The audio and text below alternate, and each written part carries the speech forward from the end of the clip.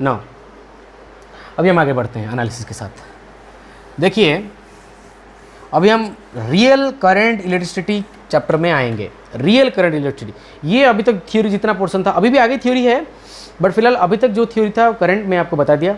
अभी हम real electricity chapter को आएंगे जहाँ पे आपको बहुत मज़ा आएगा। एंड ठीक है, एंड बिल्कुल रहम मत करना, ठीक है। ऐसा नहीं कि लॉकडाउन है हम घर पे बैठ के इस चीज़ को आनंद लेंगे, लेक्चर आ रहा है हम आनंद ले रहे हैं, हो रहा है क्लास करके सो जाएंगे। नहीं, ऐसा नहीं होगा भाई, ठीक है। तो your future is decided by what you are doing today now also, right. तो इस चीज़ को ध्यान रख के आप कर्तव्य करते चलो, राइट नाउ। तो यहाँ पे अगर मैं आपको पढ़ाऊँ, यहाँ पे आप हेडिंग लगा लीजिए एप्लीकेशन ऑफ रेजिस्टेंस।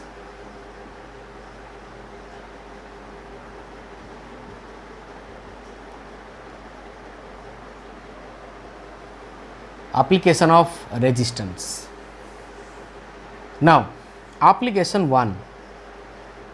अच्छा, जितने भी एप्लीकेशन मैं बताऊंगा आपको, ये काफ़ी इंपॉर्टेंट एप्लीकेशन होता है। जैसे आपको पता है मैं ऐसे ही पढ़ाता हूँ, जो टॉपिक में पढ़ाता हूँ हमेशा उस चीज़ से रिलेटेड कितने भी एप्लीकेशन में हमेशा वैसे ही करके पढ़ाता हूँ, राइट। जो मेरे पिछले स्टूडेंट्स हैं उनको पता चल रहा होगा ना, अगर आप ये वीडियो देख रहे हो तो आपको पता होगा मैं कैसे एप्लीकेशन रिलेटेड हम क्वेश्चन करते हैं। तो इसी के साथ हम आगे बढ़ते हैं। इसी के साथ यहाँ पे भी हम अराउंड 8 to 9 एप्लीकेशन पढ़ेंगे, देखते हैं आज कितना हो पाता है, ठीक है। तो अभी हम एप्लीकेशन 1 पढ़ रहे हैं। तो पहला एप्लीकेशन मैं अगर आपको बताऊं, रेजिस्टेंस ऑफ डिफरेंट स्ट्रक्चर्स, ठीक है। तो मैं अगर आपको बताऊं, मान लो मेरे पास एक कंडक्टर है कुछ इस प्रकार,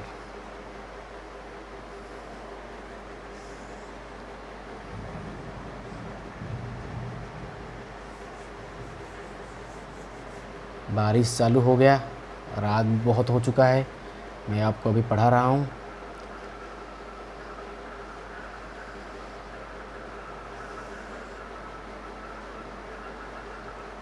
बस जीवन में आनंद होना चाहिए, जो भी चीज़ आप कर रहे हो उस चीज़ का आनंद लो, राइट। तो पढ़ाई कर रहे हो तो पढ़ाई की आनंद लो, राइट। मज़े कर रहे हो तो मज़े की आनंद लो, right. But up to a certain extent, right. ऐसा नहीं कि ज़िंदगी भर मज़े ही करते रहेंगे, तो ज़िंदगी भी एक मजाक हो जाएगा, राइट। ज़िंदगी भी आपसे बोलेगा कि यार ये क्या कर रहा है तू, राइट। तो अभी हम यहाँ पे पढ़ रहे हैं एप्लीकेशन 1। तो मान लो मैं आपको बच्चों बता रहा हूँ, ये जो रेडियस है ये है आपका ए, एंड ये जो रेडियस है आपका बाहर वाला ये है बी, एंड जो करंट है बच्चों वो मान लो इसी डायरेक्शन में फ्लो हो रहा है, ऐसे, ठीक है, समझ लेना। तो अगर मुझे यहाँ पे इसका रेजिस्टेंस बताया जाए, एंड मटेरियल का रेजिस्टिविटी बच्चों ले लेते हैं रो। मैं आपको बताया था रेजिस्टेंस में रो इंटू एल में, एंड इसका लेंथ ले लेते हैं मान लो एल बच्चों। एल में एल कौन सा लेंथ होता है, सोचो, that length along which current flows. तो यहाँ पे करंट जिस डायरेक्शन में फ्लो हो रहा है बच्चों उसी डायरेक्शन में हमारा लेंथ तो है, डायरेक्ट सीधा, ये वाला सीधा है। तो क्या लिखेंगे, rho into l upon a क्या है, क्या पाई ए स्क्वायर है, क्या पाई बी स्क्वायर है, नो, ये कॉमन एरिया होगा। तो क्या लिखेंगे, pi into b square minus a square. तो ये हुआ हमारे पास रेजिस्टेंस का एक्सप्रेशन, ठीक है ना। अभी एप्लीकेशन 1 चल रहा है, अभी हम ये पॉइंट मतलब फर्स्ट पॉइंट देखें, अभी और भी कैसे से हम आगे इसको लेते चलेंगे, राइट। नोट कर लो इस चीज़ को, छोटे छोटे इलस्ट्रेशन। नाउ पॉइंट नंबर 2, ठीक है। नाउ मैं आपको अभी बता रहा हूँ इसी एप्लीकेशन 1 की दूसरा पॉइंट, मान लो सेम कंडक्टर है, ठीक है, सेम कंडक्टर है, बट अभी जो करंट है बच्चों वो थोड़ा अलग स्टाइल में फ्लो हो रहा है। इमेजिन करना है इस चीज़ को,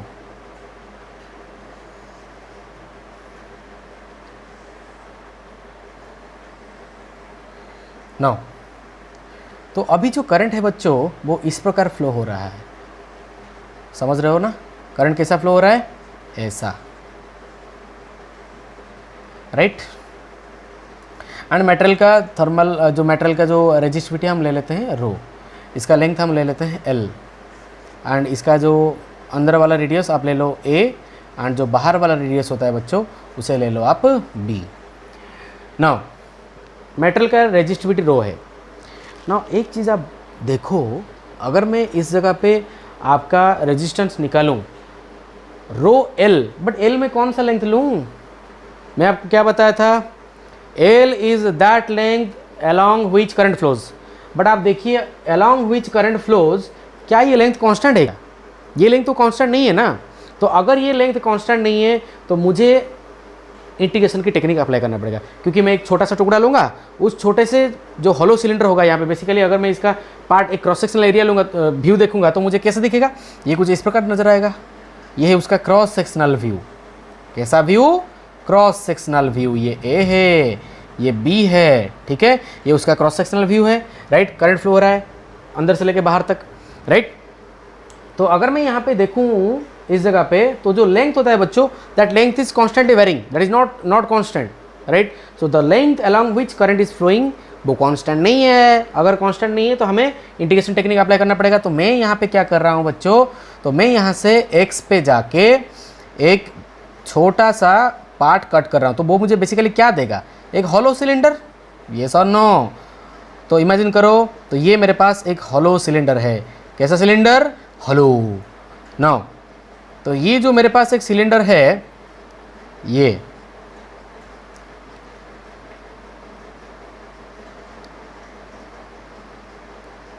राइट, तो ये है x एंड x पे जाके हम ये जो ले रहे हैं ये dx है, राइट।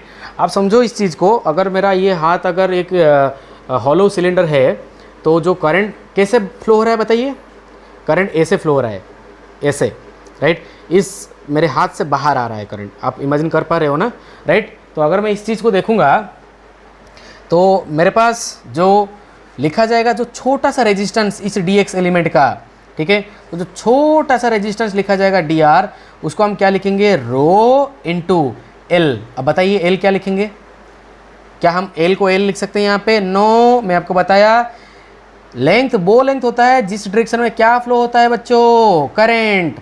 यहाँ पे कौन सा लेंथ में करंट फ्लो हो रहा है, ये तो dx में फ्लो हो रहा है, ये सर नो, क्योंकि करंट ऐसा फ्लो हो रहा है ना, आपको बताया अभी ऐसे बाहर आ रहा है मेरे हाथ से।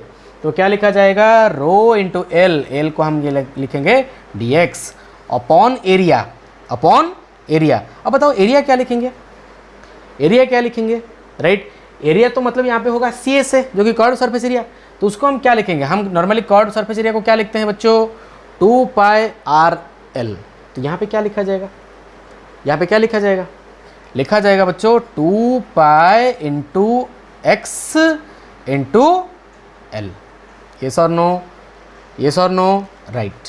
तो हमारे पास ये आ गया dr। अगर मुझे एक छोटा सा रेजिस्टेंस मिल गया उस चीज सेक्शन का, तो मुझे अगर पूरा रेजिस्टेंस चाहिए, मुझे क्या करना पड़ेगा, सांप को लाना पड़ेगा, मतलब ये इंटीग्रेशन करना पड़ेगा। तो अगर मैं यहाँ से इंटीग्रेशन करूँ तो वेरिएबल कौन है, x इज वेरिएबल, कहाँ से लेके कहाँ तक, a से लेके b तक। तो क्या हम इसका इंटीग्रेशन कर पाएंगे, तो अभी कर लेते हैं इसको, ठीक है। तो अगर हम इसका इंटीग्रेशन करेंगे बच्चों तो क्या आएगा देख लीजिए। तो हमारे पास ये, मैं इसको मिटा रहा हूँ, आप नोट कर लीजिएगा। नाउ जो आंसर आएगा बच्चों, so that is equal to rho by 2πl बाहर ले आते हैं, अंदर बचा dx बाई एक्स, मैं स्टेप ओमिट कर रहा हूँ। dx बाई एक्स का इंटीग्रेशन होता, अभी तो ये कई बच्चों को पता नहीं होगा dx बाई एक्स का integration, sorry I can't help you guys. तो ये अगर dx बाई एक्स का अगर हम इंटीग्रेशन करेंगे तो आंसर होगा ln x। अरे जाके पढ़ाई करो, इंटीग्रेशन अगर याद नहीं है तो पढ़ लो, ठीक है, अभी भी टाइम है, टाइम वेस्ट मत करो। तो ये a से लेके b तक। तो अगर हम यहाँ पे पुट कर लेंगे upper limit and lower limit, तो हमारे पास जो आंसर आया बच्चों, तो वो आया कुछ इस प्रकार। तो ये हुआ हमारा रेजिस्टेंस। अच्छा, अब अभी एक चीज़ सोच रहे होंगे, सर आपने dr को डायरेक्ट इंटीग्रेट कैसे कर दिया। अभी कईयों की मन में ऐसा आ रहा होगा, सर dr को आपने डायरेक्ट ऐसे इंटीग्रेशन कैसे कर लिया। मैं आपको इस चीज़ बिना बताए यहाँ पे कर लिया, बट मैं अभी आपको बता रहा हूँ, ठीक है। आप देखिए इस चीज़ जो मैं आपको बता रहा था ना अभी, ये जो क्रॉस सेक्शन है, तो ऐसा कितना नंबर ऑफ क्रॉस सेक्शन है, बहुत नंबर ऑफ क्रॉस सेक्शन है। ऐसे मतलब पतले पतले पतले पतले पतले पतले जो हो रहा है, जो एलिमेंट है मेरे पास, उसको अगर सारा का सारा मुझे जोड़ना पड़ेगा, तभी जाके मुझे पूरा फुल रेजिस्टेंस आएगा।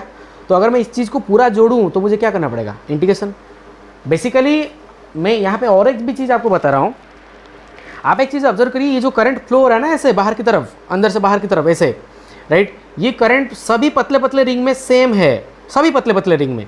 इसका मतलब करंट अगर सारे एलिमेंट में सेम है, सारे पतले पतले एलिमेंट में अगर सेम है, तो वो एक सीरीज कनेक्शन होता है, जो कि हम आगे पढ़ेंगे, ठीक है। तो अगर आप पढ़ चुके हो पहले तो आपको पता होगा, सीरीज कनेक्शन में करंट हमेशा कांस्टेंट रहता है बच्चों, वोल्टेज जो होता है वो डिवाइड होता है, राइट। तो यहाँ पे इसलिए मैं आपको डायरेक्ट इंटीग्रेशन कर लिया बिना बताए, तो अभी आपको समझ में आ रहा होगा कि क्यों इंटीग्रेशन सर ने किया, समझ में आ रहा है, राइट। इस चीज़ को नोट करते चलिए, आगे बढ़िए, राइट। अच्छा, आप अगर याद करो 11th में आपका एक टॉपिक था thermal transfer, heat transfer, right. उस टॉपिक में, उस चैप्टर में भी आपने ऐसा प्रॉब्लम किया होगा अगर आप सही से पढ़े हो तो, ठीक है। तो ये सब चीज़ें हम रिलेट करके भी पढ़ सकते हैं। अभी आप अगर सही से पढ़े होगे तो आपको याद होगा ये चीज़ें। यहाँ पे हम पढ़ रहे हैं रेजिस्टिविटी, वहाँ पे हम पढ़े थे थर्मल कंडक्टिविटी, यहाँ पे हम पढ़ेंगे इलेक्ट्रिकल कंडक्टिविटी, जो कि मैं आगे आपको बताने वाला हूँ। नाउ लिख लिया, ये स्ट्रक्चर 2 था हमारा। अभी हम स्ट्रक्चर 3 के बारे में जाएंगे। अभी डिफरेंट स्ट्रक्चर के बारे में मैं एनालिसिस कर रहा हूँ, तो नेक्स्ट स्ट्रक्चर के बारे में हम एनालिसिस करेंगे, ठीक है, ओके। नाउ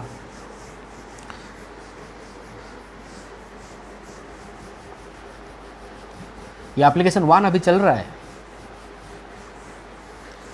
नेक्स्ट, तो एप्लीकेशन 1 में जो केस 3 है वो होता है कुछ इस प्रकार। ये कंडक्टर को हम नाम देते हैं, आपने सुना होगा, इसको हम बोलते हैं फ्रस्टम, ठीक है। क्या बोलते हैं? फ्रस्टम। नाउ तो जो फ्रस्टम होता है उसका स्ट्रक्चर कुछ इस प्रकार होता है, ठीक भाई। ये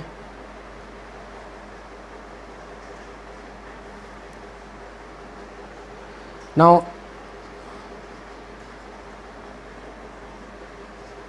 इसका जो रेडियस है ये a है, इसका जो लेंथ है ये l है, एंड ये जो रेडियस है ये b है, ठीक है। एंड b माइनस a, इसको ले लेते हैं ऐसे, ये बहुत छोटा है l के कंपैरिजन में ना। मेटल का जो रेजिस्टिविटी वो है रो, राइट।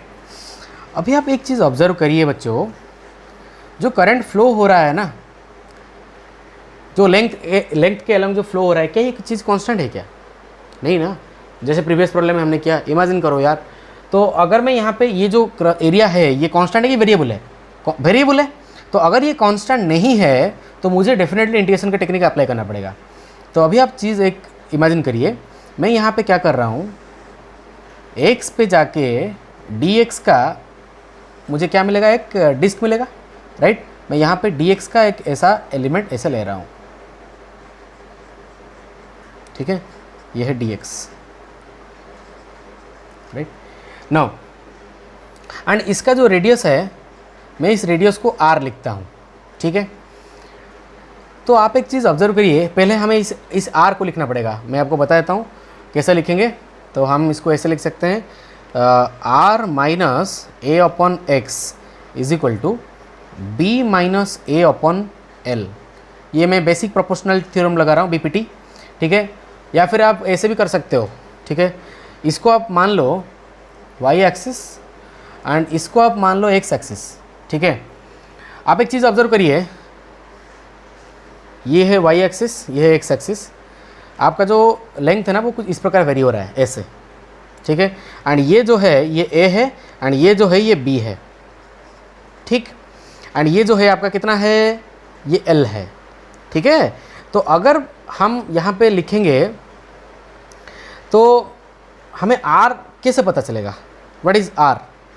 तो आप इस चीज़ को ऑब्जर्व करिए, हमारा जो इक्वेशन होता है स्ट्रेट लाइन का वो क्या होता है, tan theta into x plus c. अरे y is equal to M x plus c, m को स्लोप लिखते हैं। तो यहाँ पे स्लोप क्या है, slope is b minus A upon l. तो b माइनस ए upon l into x plus c जो होता है यहाँ पे कितना होता है बच्चों, a। तो अगर आप उसी को भी सिंप्लीफाई करोगे वो भी ये ही देगा r का वैल्यू, ठीक है। जैसे चाहो वैसे समझ लो, ये BPT लगा रहा हूँ, यहाँ पे ये स्लोप का फॉर्मेट हम लगा रहे हैं, right. y is equal to M x plus C, straight line वाला कर्व, ये वाला स्ट्रेट लाइन जो है, ठीक है। तो जैसे ये वेरिएबल है, इसी के अक्रॉस इसलिए हम इसको लिख रहे हैं ऐसे, राइट ना। तो ये तो हमें मिल गया रेडियस का वैल्यू। अभी हमें जो चाहिए रेजिस्टेंस, उसी के बारे में हम एनालिसिस करते हैं। आप देखो यहाँ पे बच्चों, मैं इस चीज़ को मिटा रहा हूँ, मुझे ये r का वैल्यू चाहिए। ये r कहीं पे आप लिख लो, राइट। तो आपको इंटीग्रेशन करना होगा, राइट। तो इस चीज़ को आप देखिए, तो अगर मैं इस चीज़ को यहाँ पे मिटा दूँ तो अगर मुझे छोटा सा रेजिस्टेंस लिखना है इस डिस्क का, ये वाला डिस्क का, तो मैं यहाँ पे डी आर क्या लिखूँगा? So d r is equal to rho into l, rho into l. Again सोचो, एल को हम क्या लिखेंगे? क्या ये वाला लेंथ? नहीं। क्या कौन सा वाला लेंथ? ये डी एक्स। यस और नो?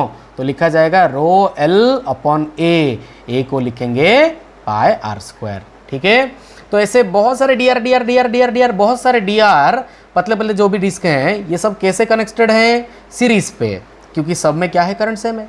ऐसे बहुत सारे डी आर सब सीरीज पे हैं। तो इसलिए अगर मुझे पूरा रेजिस्टेंस चाहिए तो मैं क्या करूँगा बच्चों? इंटीग्रेट कर लूँगा। So resistance of elemental disc, समझ में आ रहा है कि नहीं? तो ये वाला जो डिस्क है इसका हम रेजिस्टेंस पहले निकालेंगे, तो इसको हम लिखेंगे d r into rho into l by a. अब आप अभी याद करो, मैं आपको क्या बताया था एल के बारे में? L is that length along which current is flowing. तो व्हिच लेंथ में करंट फ्लो हो रहा है? ये डी एक्स लेंथ में, पूरे डी एक्स लेंथ में करंट फ्लो हो रहा है। तो लिखेंगे rho into d x divide by, हम क्या लिखते हैं? एरिया। तो यहाँ पे एरिया को हम लिखते हैं पाई आर स्क्वायर, यहाँ पे लिखेंगे। ये मान लो इसका रेडियस है। ठीक है, so rho into d x upon pi r square. Pi r square मतलब pi into B minus A upon l into x plus a का होल स्क्वायर। ठीक है, अभी हम इसको इंटीग्रेशन करेंगे। अगर मुझे पूरा चाहिए रेजिस्टेंस तो मैं क्या करूँगा? इसको इंटीग्रेशन करूँगा। कहाँ से लेके कहाँ तक? आप देखिए, एक्स वेरिएबल है, कहाँ से लेके कहाँ तक? यहाँ से लेके यहाँ तक। तो हम लोअर लिमिट पुट करेंगे एक्स का 0, अपर लिमिट पुट करेंगे एक्स का एल। ठीक है, यहाँ तक आई होप आपको समझ में आया है। तो मुझे कुछ नहीं करना है, बस मुझे ये एलिमेंटल डिस्क का रेडियस निकालना होगा। मैं ऐसे यहाँ पे निकालूंगा, ये एंगल थीटा है, तो लिखेंगे y is equal tan theta into x plus C resistance. तो ये हमें मिल गया छोटा सा रेजिस्टेंस, ये वाला। तो इसको अगर हम इंटीग्रेशन कर देंगे यहाँ से लेके यहाँ तक, हमें आंसर मिल जाएगा। अभी हम इंटीग्रेशन करेंगे तो यहाँ पे अगर हम इसका आंसर निकालेंगे तो देखिए क्या होता है। अगर हम इसको इंटीग्रेशन करेंगे तो हमारे पास क्या आएगा आंसर? तो आप देखियो, तो r इज इक्वल टू ये रो बाय पाई बाहर चला आया, कांस्टेंट है, राइट। अंदर बचा D X by rest of the thing. तो इसका इंटीग्रेशन क्या होगा? आपको इंटीग्रेशन आता है, ठीक है। तो अगर हम यहाँ पे इंटीग्रेशन करेंगे तो हमारे पास क्या आंसर आएगा? So that is -1 upon d minus A upon l into x plus a into l by b minus A.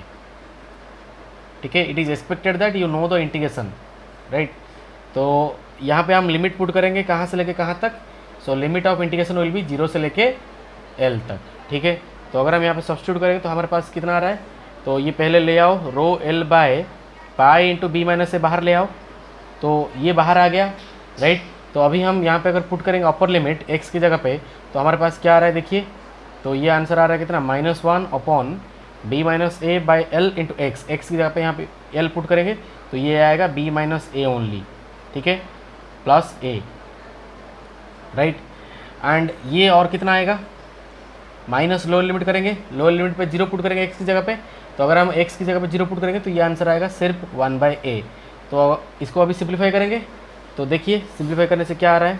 That is rho L by pi into B minus A into, ये अभी LCM ले लीजिए, तो ये हो गया कितना? तो that is equal to how much? अच्छा, ये आई थिंक माइनस से प्लस से कट जाएगा, तो बचा कितना? -1/b -1/a। तो नीचे आएगा एलसीएम ए भी ले लेते हैं, तो ऊपर क्या बचेगा यहाँ पे? So that is a minus A in fact, and this is -b। ठीक है, तो इसको मिटाता हूँ। तो अगर मैं यहाँ पे सिंप्लीफाई करूँगा तो आप देखो क्या आता है now. So after simplification, so ये becomes r is equal to rho L by b minus A into pi into, अच्छा ये a माइनस बी, इसको हम क्या लिख सकते हैं देखिए। सो ये जो आ रहा है, अच्छा यहाँ पे प्लस होगा क्योंकि माइनस ऑफ माइनस ए, ठीक है, माइनस ऑफ माइनस ये प्लस हो जाएगा। Upper limit minus lower limit, already एक माइनस है, ठीक है, तो ये प्लस हो जाएगा, माइनस से प्लस बी। इसका मतलब ऊपर बचा कौन? b minus A upon A B, ठीक है। तो ये b माइनस से कट हो गया। सो हमारे पास जो रेजिस्टेंस का फाइनल आंसर आया that is rho L by pi into a b. So ये हमारा रेजिस्टेंस आया, किसका? ये फ्रस्टम का, जो कि वेरिएबल क्रॉस सेक्शन है। ठीक है, आई होप यहाँ तक आपको समझ में आ रहा है। ना। बट कॉम्पिटिटिव एग्जाम में हम इतना ड्रामा नहीं करेंगे, हमें टाइम नहीं होगा, तो इसलिए हम एक शॉर्टकट याद रखेंगे। उस चीज़ को आप याद रखो, मैं आपको बताता हूँ यहाँ पे। तो अगर मैं यहाँ पे एक चीज़ देखूँ, आप ऐसे याद रखिए, जब भी वेरिएबल क्रॉस सेक्शन है फिजिक्स में कई जगह ये ऐसा स्ट्रक्चर आपको देखने को मिलेगा, कई जगह इलेक्ट्रोस्टैटिक्स में मिलेगा, आपको बोलेंगे फ्लक्स कैलकुलेशन करो। फर्स्ट ईयर में आप हीट ट्रांसफर की टॉपिक में वहाँ पे भी आपको बताए थे के कैलकुलेशन करो उसका। एंड मैग्नेटिक फ्लक्स पे भी ये क्वेश्चन आ सकता है, फ्लक्स कैलकुलेशन करो। अभी ये करंट इलेक्ट्रिसिटी में हम पढ़ रहे हैं इसका रेजिस्टेंस, तो इसको हम याद रखिए। आप ऐसे शॉर्ट में हम ऐसे लिख सकते हैं, resistance is equal to rho L by, हम एरिया लिखते हैं, अभी हम एरिया को ऐसे लिखेंगे ए इक्विवेलेंट। एंड मैं यहाँ पे ए इक्विवेलेंट को लिखता हूँ under root of A1 A2। इसका मतलब geometric mean of A1 and A2। तो यहाँ पे क्या लिखेंगे, अंडर रूट ऑफ A1। अब देखिए A1 मतलब इस साइड का एरिया, तो क्या लिखेंगे पाई इंटू ए स्क्वायर। A2 मतलब इस साइड का एरिया, तो क्या लिखेंगे पाई इंटू बी स्क्वायर। तो हमारे पास आंसर क्या आया, पाई इंटू ए। तो अब खत्म, तो ये जैसे ए इक्विवेलेंट मिल गया तो यहाँ पे पुट कर दो, तो आर का वैल्यू कितना आया, rho L by pi A B. देखिए आंसर सेम आ रहा है कि नहीं, ठीक है। तो ये हम टाइम सेव कर सकते हैं। ये आपको मैंने मेथड बताया पूरा कैसे इंटीग्रेशन करके निकालते हैं, एंड ये मैंने आपको बताया ट्रिक से कैसे निकालेंगे, ठीक है। आई होप ये आपको समझ में आया है। तो आगे बढ़ते हैं एप्लीकेशन नेक्स्ट, एप्लीकेशन नंबर 2, ठीक है। तो एप्लीकेशन नंबर 2 में हम पढ़ेंगे अभी series and parallel operation of resistance. तो अभी हम पढ़ेंगे सीरीज कॉम्बिनेशन। तो मैं जैसे आपको बताया था, अभी रियल करंट इलेक्ट्रिसिटी स्टार्ट हो चुका है बच्चों, तो ध्यान देके ऑब्जर्व करिए, ठीक है। नाउ मेरे पास मान लो ये एक रेजिस्टेंस है, ये एक रेजिस्टेंस है एंड ये एक रेजिस्टेंस है, ठीक है। तो तीनों रेजिस्टेंस मेरे पास है। अच्छा, एक रजिस्टर का, किसी भी रजिस्टर का 2 टर्मिनल होता है, एक 1 डैश, और एक रेजिस्टेंस ये 2 डैश, ठीक है। इन दोनों को सीरीज पे कैसे लगाऊंगा, अगर second end of first conductor, first resistance, ठीक है, is connected to the first end of second conductor और first second end of second resistance. Similarly second end of second अगर connected to first end of third, उसको हम बोलेंगे series कर से। ये सब सीरीज, इसको अगर ओपन कर दूँ तो मुझे कैसे दिखेगा, ऐसे ऐसे, ये सर नो इमेजिन करो। तो ये सब रेजिस्टेंस जो है आपस में सीरीज पे बंधे हुए हैं, ठीक है।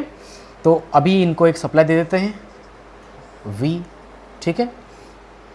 तो ये है R1, ये है R2, ये है R3, ठीक है।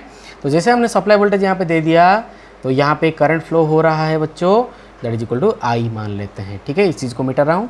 तो अगर मैं यहाँ पे देखूँगा बच्चों, तो current finds as many as paths are there in the circuit। लिख लो इस चीज़ को, current finds as many as paths are there in the circuit, right. तो यहाँ पे अगर मैं इस जगह पे देखूँ, तो ये करंट तो सारे में सेम है, क्योंकि एक ही तो पाथ है, तो करंट सब में सेम फ्लो हो रहा है। इस पे भी आई, इस पे भी आई, इस पे भी आई, राइट। तो इस पे जैसे अलग रेजिस्टेंस है तो वोल्टेज अलग होगा। तो ये वाला वोल्टेज ये V2 है, एंड ये वाला वोल्टेज जो है ये V3 है, राइट। मैं इसको यहाँ पे लिख लेता हूँ। अच्छा, अभी हम ओम्स लॉ लगाएंगे बच्चों। तो जो V1 होगा उसे हम क्या लिखेंगे बच्चों, I इंटू R1। जो V2 होगा बच्चों उसे हम क्या लिखेंगे, I इंटू R2। जिसके अक्रस में लिख रहा हूँ वोल्टेज, उसी ब्रांच में करेंट एंड उसका रेजिस्टेंस, कोई रॉकेट साइंस नहीं है। V3 is equal to I into R3, ठीक है। इस चीज़ को हमने लिख लिया। अभी एक चीज़ आप ऑब्जर्व करिए, ये जो टोटल वोल्टेज V था ना, ये तीनों पार्ट में डिवाइड हो चुका है। टोटल 100 था, ये डिवाइड हो चुका है तीनों पार्ट में, राइट। तो अगर हम यहाँ पे देखेंगे तो हम लिख सकते हैं V is equal to V1 plus V2 plus V3। अच्छा, इस चीज़ को किरचॉफ्स वोल्टेज लॉ बोलते हैं। मैं आपको सिखाऊंगा आगे कैसे लिखते हैं, फिलहाल अभी के लिए हम इसको ऐसे समझ लेते हैं। तो V is equal to V1 plus V2 plus V3। मैं आपको कैसे समझाया कि टोटल वोल्टेज था V, ये तीनों पार्ट में डिवाइड हो गया ऐसे। तो अभी हम इसको लिख सकते हैं बच्चों, IR1, IR2, IR3, राइट। तो अगर हम यहाँ पे कॉमन ले लेते हैं I को, तो ये इधर नीचे आ जाएगा। तो V बाई I को मिलेगा हमारे पास R1 plus R2 plus R3। अगर और भी रेजिस्टेंस होगा तो इसे ऐड करते चलेंगे। तो हमारे पास जो फाइनल आंसर है, ये V बाई I को मैं लिख लेता हूँ बच्चों R इक्विवेलेंट। तो हमारे पास आंसर आ गया R1 plus R2 plus R3 and so on so forth. तो ये आया हमारे पास R इक्विवेलेंट का वैल्यू। ठीक है, कईयों ने इस चीज़ के बारे में पढ़ रखा होगा, अभी भी आपको ये चीज़ें याद होना चाहिए, राइट नाउ। तो ये हमारे पास R इक्विवेलेंट आया। तो एक चीज़ आप दिमाग में रखिए, keep in mind that current always remain same in A series circuit. ठीक है, यहाँ पे आप लिख सकते हो करेंट रिमेन्स सेम। कौन से सर्किट में? सीरीज सर्किट में। सेकेंड पॉइंट हम लिख सकते हैं वोल्टेज गेट्स डिवाइडेड। हाँ कि नहीं? वोल्टेज डिवाइड हो गया। ठीक है, अभी हम और भी चीज़ें इसके बारे में लिखेंगे, तो अभी के लिए आप इस चीज़ को लिख लीजिए नाउ। तो अगर मैं आगे बढ़ूं इसके साथ, नेक्स्ट एक छोटा सा इसके ऊपर एक न्यूमेरिकल कर लेते हैं, छोटा सा एकदम चिन्नो बिन्नो, शर्म आ गया पूछते हुए ना। मान लो मेरे पास एक कॉम्बिनेशन ऐसा है, मान लो ये 3 ओम, ये 2 ओम, ये 1 ओम। ठीक है, ये वाला पॉइंट है x, ये वाला पॉइंट है y, राइट। तो हमें x और y के बीच में रेजिस्टेंस निकालना होगा। ठीक है, ये तो दिख रहा है हमें कि ये कैसा कनेक्शन है, सीरीज कनेक्शन। तो हमारे पास आंसर क्या आ जाएगा? 3 + 2 + 1 दैट इज इक्वल टू 6 ओम। ओ हो नाउ, तो ये जो 6 ओम आया, आप देख सकते हो ये 6 ओम इन तीनों में जो बड़ा है ये उससे भी बड़ा है। ये सर नो, इसका मतलब जो इक्विवेलेंट रेजिस्टेंस है it is greater than the greatest of individual resistance. ये आप इस चीज़ को नोट कर सकते हो। ठीक है, इस पे जो कॉन्सेप्ट में बताया, इस पे क्वेश्चन आ चुका है नीट पे। ठीक है, आप इस चीज़ को याद रखना, जो इक्विवेलेंट रेजिस्टेंस आया that is greater than the greatest. ठीक है ना, तो सीरीज सर्किट में करंट रिमेन्स कांस्टेंट और सेम। क्या डिवाइड होता है? वोल्टेज। ठीक है, वैसे कैपेसिटर में भी आप पढ़ चुके हो, कैपेसिटर में क्या सेम रहता है रे? चार्ज। सीरीज सर्किट में चार्ज सेम रहता है एंड वोल्टेज डिवाइड होता है। ठीक है ना, तो ये चीज़ हमने नोट किया। अभी हम आगे चलेंगे पैरेलल कॉम्बिनेशन में, तो हेडिंग लगा लीजिए पैरेलल कॉम्बिनेशन। ठीक है नाउ, तो application number 3 that is parallel combination. तो पैरेलल कॉम्बिनेशन में देखिए बच्चों, मेरे पास एक रेजिस्टेंस है R1 और एक रेजिस्टेंस है R2 और एक रेजिस्टेंस है R3। ठीक है बच्चों, तो ये सब का कौन सा एंड है? पहला टर्मिनल। ये सब का कौन सा टर्मिनल है? दूसरा टर्मिनल। तो अगर सबकी पहला टर्मिनल को ऐसे शॉर्ट कर दिया जाए, इसको हम बोलते हैं शॉर्ट सर्किट। मैं आगे आपको बताऊंगा। एंड ये वाला भी अगर हम शॉर्ट कर देते हैं, मतलब तीनों पॉइंट को ऐसे लगा लेते हैं। बेसिकली शॉर्ट का मतलब होता है इक्विपोटेंशियल लाइन, आप ऐसा समझो। ठीक है, आप पढ़ चुके हो इक्विपोटेंशियल सरफेस का प्रॉपर्टी। नाउ अभी मैं क्या कर रहा हूँ, यही 2 पॉइंट को नीचे खींच लेते हैं। बेसिकली सेम पॉइंट है, ये जो पॉइंट है ये सेम पॉइंट है, ये भी वही पॉइंट है, क्योंकि कैसा पॉइंट है? इक्विपोटेंशियल पॉइंट, ये सारे, राइट।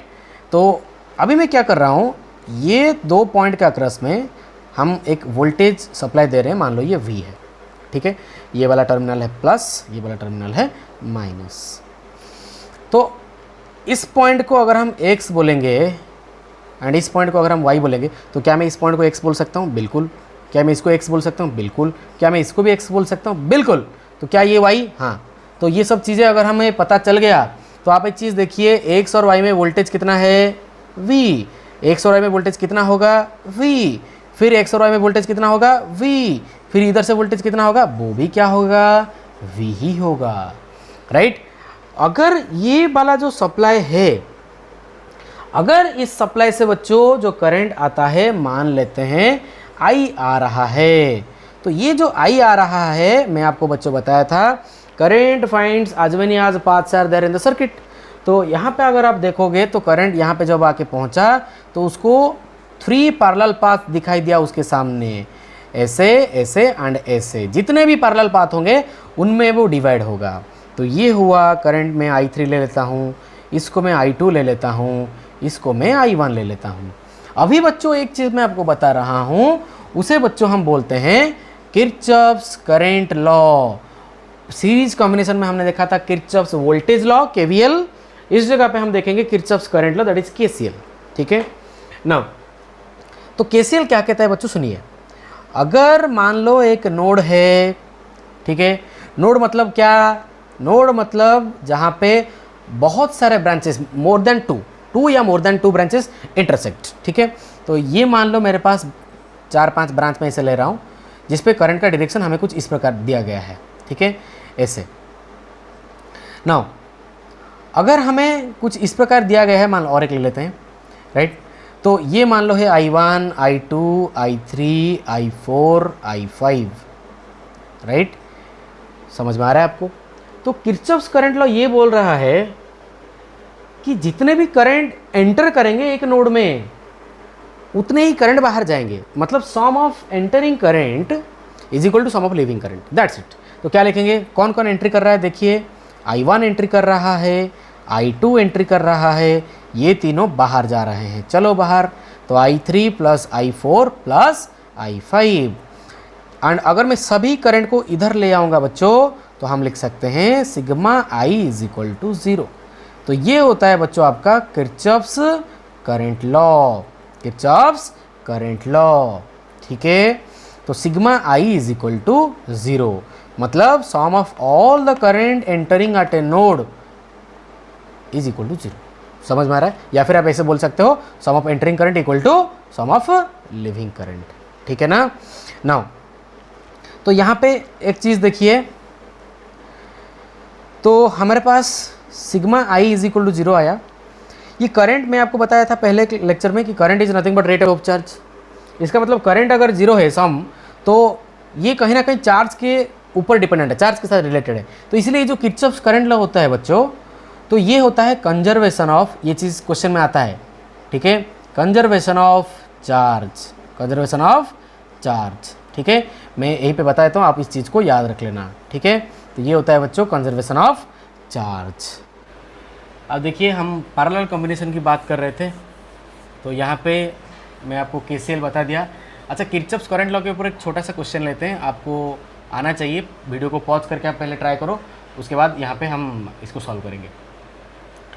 तो जो किरचॉफ्स करंट लॉ होता है, राइट, तो हमने यहाँ पे देखा कि हर जगह जो एक नोड पे जितने भी सारे करंट आ रहे हैं उनका सबका सम क्या होगा, 0। तो sigma I is equal to अगर 0 है, ठीक है, तो ये कहीं ना कहीं चार्ज को रिप्रेजेंट करता है, राइट। तो इसलिए जो किरचॉफ्स करंट लॉ है ये कंजर्वेशन ऑफ चार्ज होगा। क्या होगा, कंजर्वेशन ऑफ चार्ज, राइट। ये चीज़ आप ध्यान में रखिए। तो conservation of charge. Similarly KVL क्या होगा, किरचॉफ्स वोल्टेज लॉ, वहाँ पे क्या होता है, sigma all the voltage equal to 0, right. जैसे यहाँ पे all the current equal to 0 at a node, similarly यहाँ पे सिग्मा V इक्वल टू 0। तो V मतलब वोल्टेज, वोल्टेज को हम क्या लिखते हैं, W/Q, एनर्जी बाय चार्ज। तो कहीं ना कहीं एनर्जी को रिप्रेजेंट करता है, इसलिए ये जो KVL वाला जो कॉन्सेप्ट है ये होता है कंजर्वेशन ऑफ एनर्जी, ठीक है। तो आप इसे याद रखना, इस चीज़ को कन्फ्यूजन मत करना। यहाँ पे C लिखा है, आप इसे याद रख सकते हो एक से निमोनिक्स करके। यहाँ पे C मतलब चार्ज, यहाँ पे भी C मतलब चार्ज, ठीक है। तो आप इस चीज़ को कन्फ्यूजन मत होना, क्योंकि मैं बच्चों को जब भी पूछता हूँ 3-4 महीने के बाद, तो ये भूल जाते हैं, उल्टा उल्टा बताते हैं, इसको यहाँ बताते हैं, इसको यहाँ बताते हैं। तो आप इस चीज़ को याद रखना, ठीक है।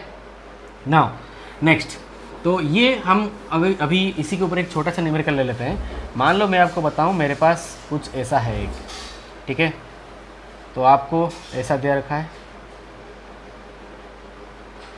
मान लीजिए यहाँ पे आ रहा है 5 एम्पियर, ठीक है। आपको पूछ रहा है ये वाला करंट कितना होगा, बताओ। वीडियो को पहले पॉज करके सॉल्व करो। अगर आपसे हो रहा है तो इसका मतलब आपका कॉन्सेप्ट क्लियर है। जो मैं अभी आपको बताया किरचॉफ्स करंट लॉ, उसी का हम एप्लीकेशन यहाँ पे करेंगे। तो यहाँ पे आप देखिए 5 एम्पियर आ रहा है, 1 एम्पियर इधर से जा रहा है, ये वाला एक नोड है ना, तो इस नोड से 1 एम्पियर जा रहा है, इसका मतलब और बचा कितना एम्पियर, 4 एम्पियर। तो अभी तो सेटिस्फाई होगा, 5 इक्वल टू 1 प्लस 4।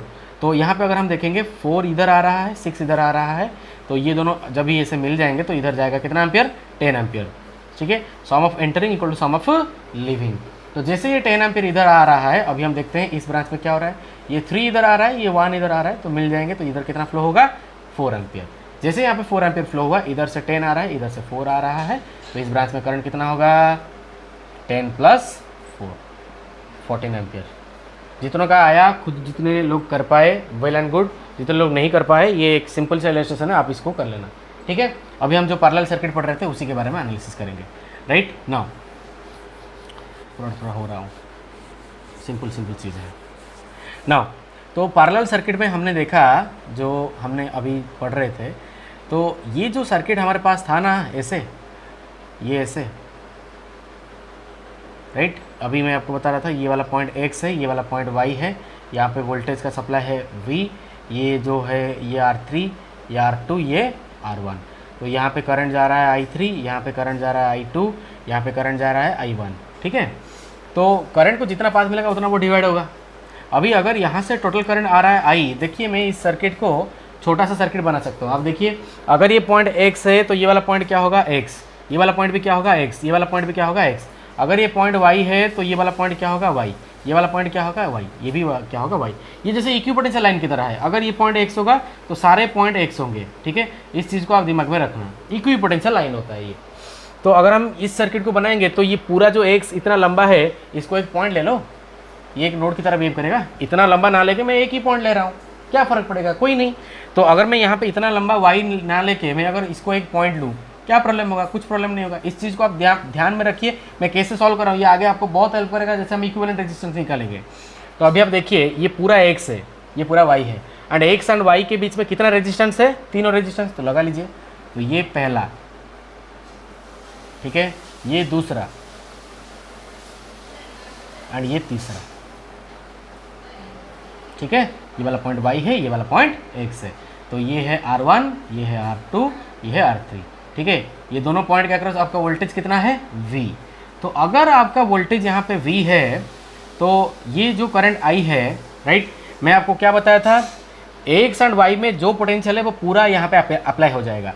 तो अगर ये V है तो यहाँ पे भी हम बता सकते हैं ये भी V है, ठीक है। यहाँ पे भी आपको हम क्या बोलेंगे, V है, यहाँ पे भी हम क्या बोलेंगे, V है, राइट। इसका मतलब ये सारे जो रेजिस्टेंस है इसके अक्रॉस में जो पोटेंशियल है वो क्या है रे, V, क्योंकि पैरेलल सर्किट है, राइट। तो यहाँ पे हम I3 को क्या लिख सकते हैं, V/R3। क्यों, सोचो, क्योंकि R3 के अक्रॉस में पोटेंशियल कितना है, V है, तो हम लिखेंगे V/R3।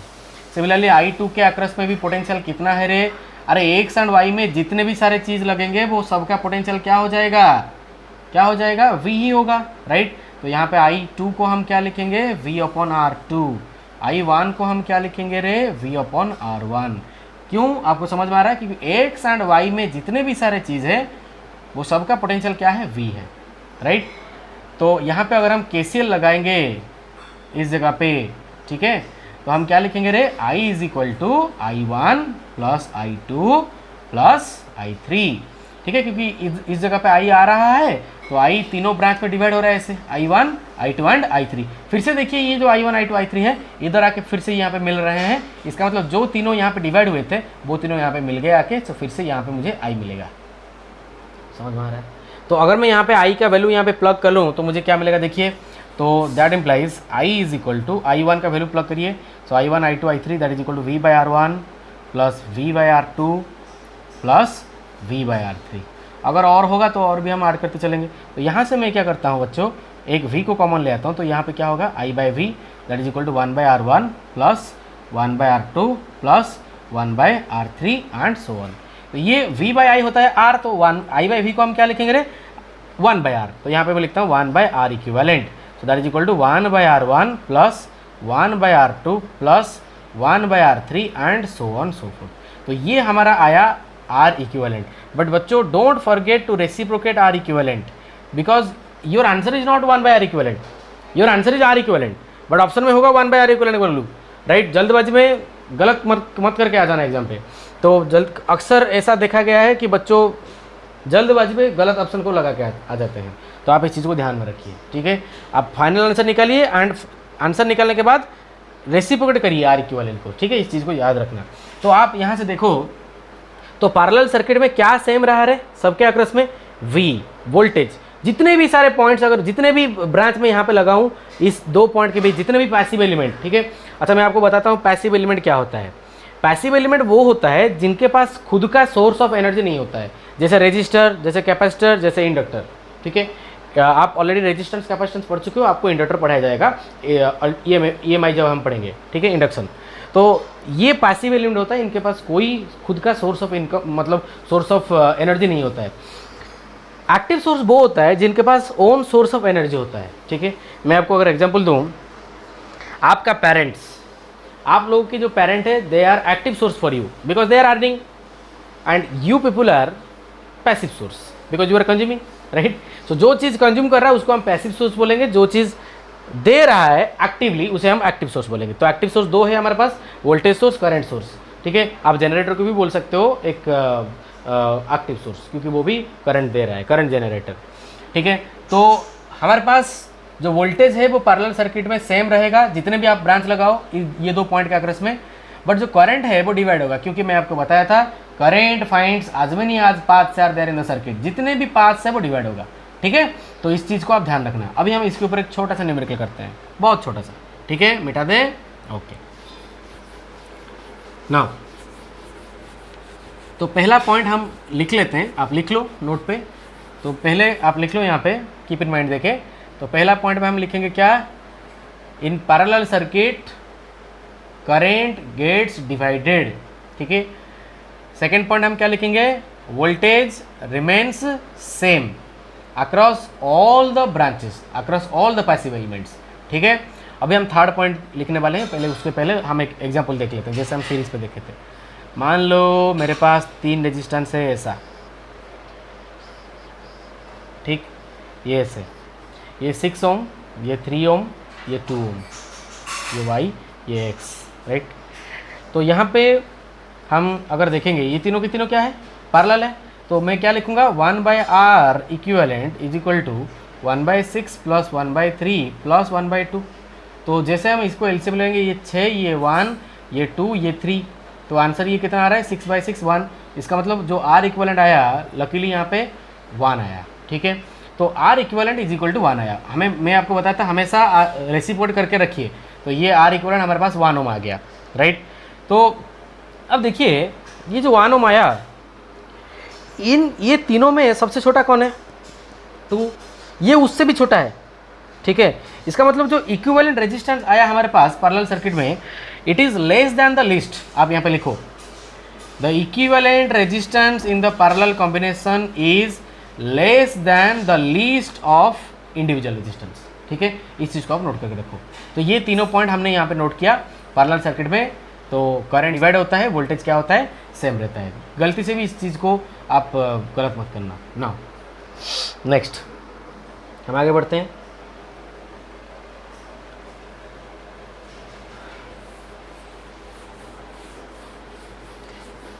अभी हम दूसरे एप्लीकेशन के बारे में जाएंगे।